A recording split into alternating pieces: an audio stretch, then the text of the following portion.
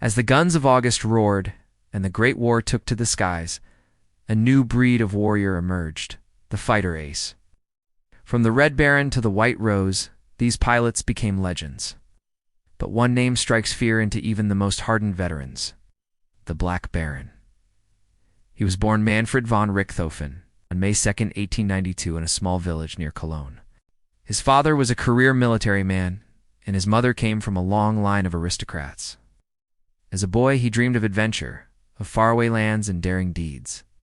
But when the war broke out, those dreams were shattered.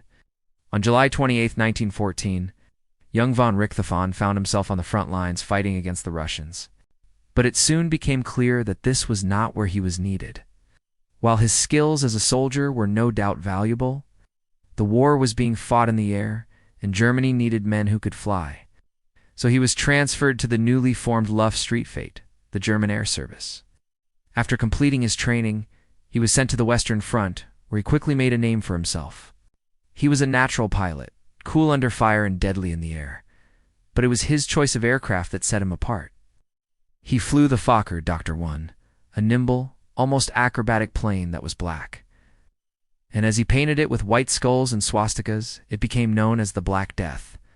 Within months, he had become one of Germany's most successful aces, with over 20 confirmed victories.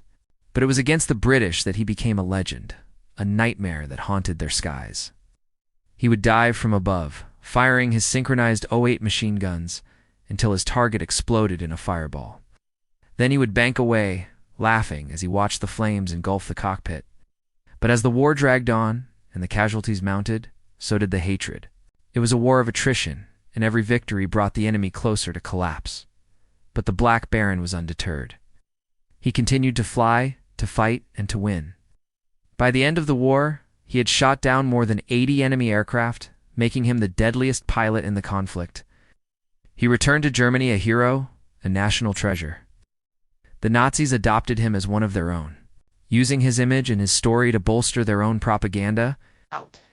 But the war had taken much of his youth and all of his fortune. He had survived the Great War only to be caught in the crossfire of another. He died on March 21, 1945, a victim of friendly fire. His plane, the Black Baron, was hit by American fighters, and he was killed instantly. His body was recovered and buried with full military honors, but his legacy lived on. His story faded into history, but his shadow still lingers.